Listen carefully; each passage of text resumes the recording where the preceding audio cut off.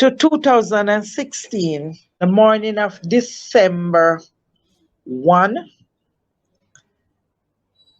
I woke up about 3:30. When I woke up though, I stretched to take up my phone.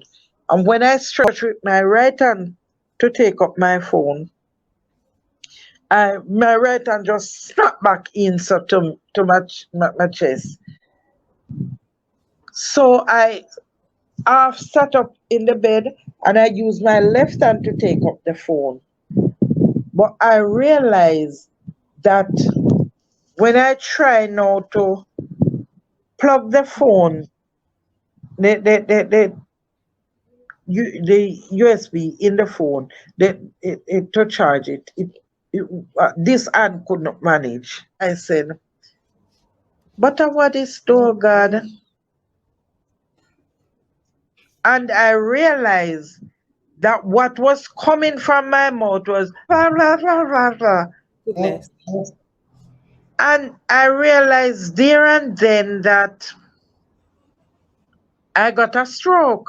And I was shocked and I stepped over to where their dresser is and I looked in the mirror and I realized that my mouth was twisted.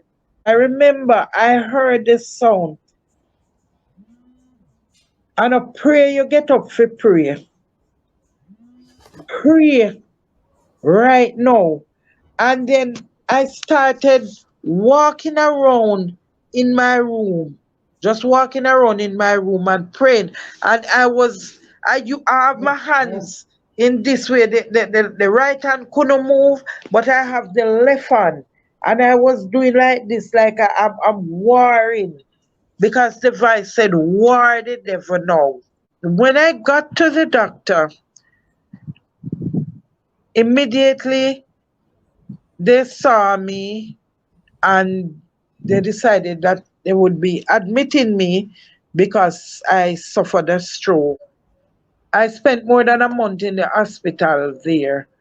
And it was during that time I did the CT scan and stuff. And I remember when I was to go and do the CT scan, I asked a doctor, who I later found out was my cousin, asked him to add orbit because this left eye, it was like when breeze blowing in your eye and it start get watery. It was like that all the time. And I knew something was wrong because when I went to test my eye, the May, and the doctor said didn't find anything like glaucoma or anything. I said then, okay, I'm not going to fill the prescription because I knew something was wrong with this eye. After I did the CT scan on the brain and I queried from the doctor what was the situation, and he told me that this bone here that goes around here was growing out to the eye. And anyway, I went back and the doctor, one of the doctor on the ward asked me one day if I was saying something about my eye. And I says, because what had happened is that my blood pressure, it would be high this minute, 30 minutes after you check it, it's low. Then 30 minutes after that, when they come back and check it, it's way up again. So I think they were discussing it. So when we went to Mandeville, and when the eye specialist tested and saw what was happening, she asked me what had happened where to the eye where I was admitted. I said nothing was happening to my eye. I suffered a stroke. Sandra, you had a stroke, right? Yes. It affected your eye. The stroke didn't affect the eye. So the eye It was was, a different situation, was a different health issue. yes, it was that was my second stroke Oh, because the first one I just find myself walking and shifting to the left, Wow. and And Sandra, I was unbalanced. I'm so sorry to hear that you had to go through all of that, and but God delivered, right? Because Yes, because it was if a God, tumor that I had.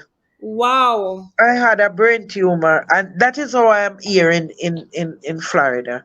So talk to us briefly about the brain tumor and how what's going on with that.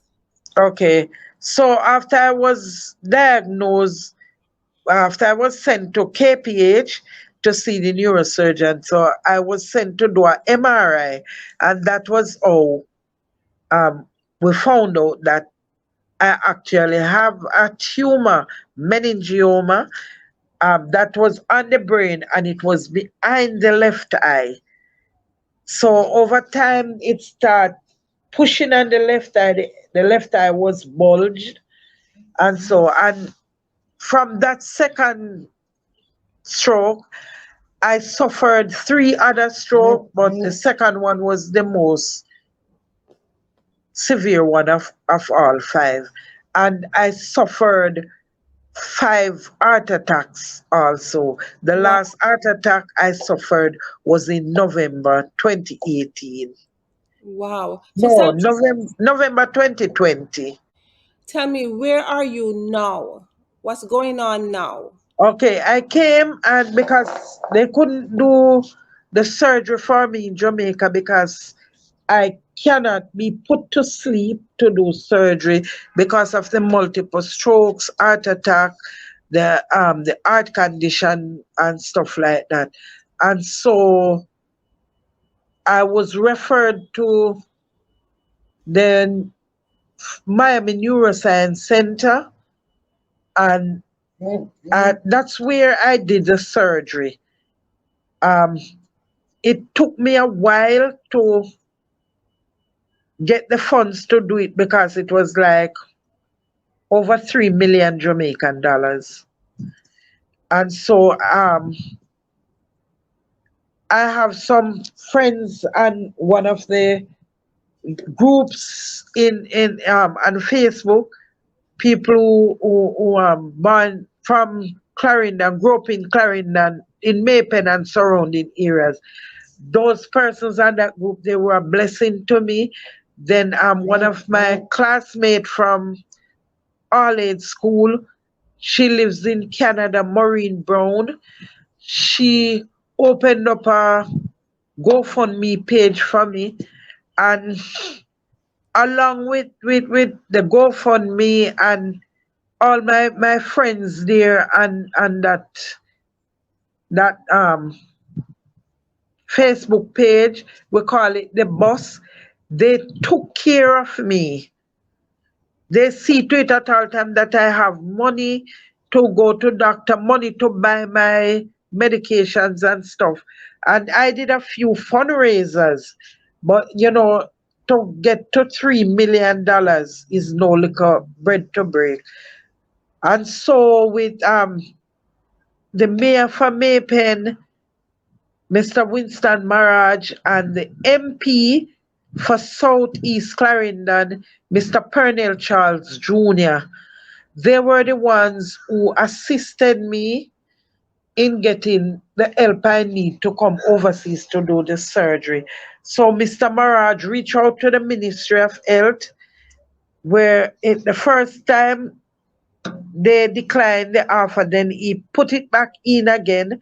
And thank God that time they decided that they would pay the full $3.8 million for the surgery. Mr. Pernell Charles Jr., along with there's another Minister Sangster, who sits on the board of the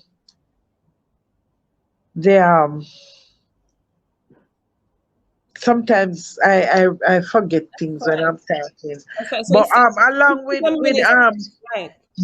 with the two ministers, I got the assistance from Chase Fund, Mm-hmm. and they paid the airfare and cover the hotel fee Wow.